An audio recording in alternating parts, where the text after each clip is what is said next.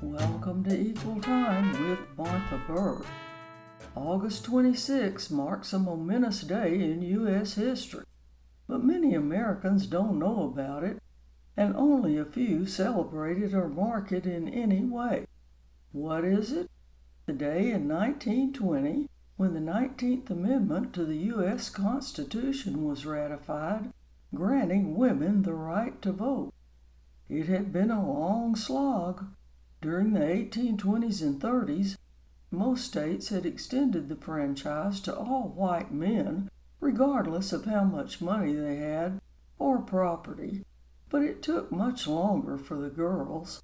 The women's suffrage movement began in earnest in the decades before the Civil War. While it took activists and reformers nearly 100 years to win the right nationwide, women out west were in the lead. Women in Wyoming and Utah were granted the franchise in 1870, followed by Colorado in 76 and Idaho in the 1890s. About that time, the movement was celebrated by the poet Jack Thorpe with this accounting.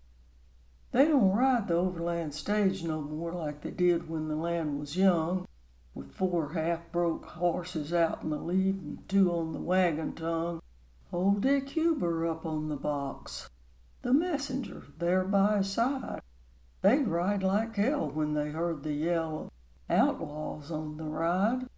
That woman passenger they picked up in the valley at early morn had never spoke or breathed a word till they passed through the holler horn.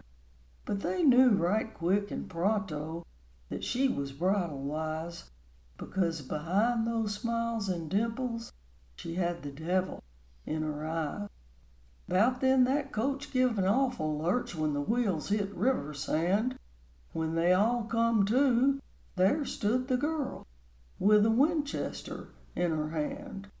"You gents pile down, your hands held high." That was the order she gave.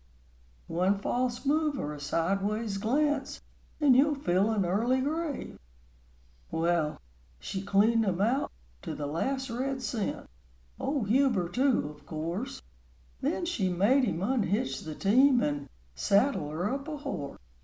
As she rode away, they could hear her say, in a voice with a musical note, "Boys, times have changed on the open range since the women have got the vote."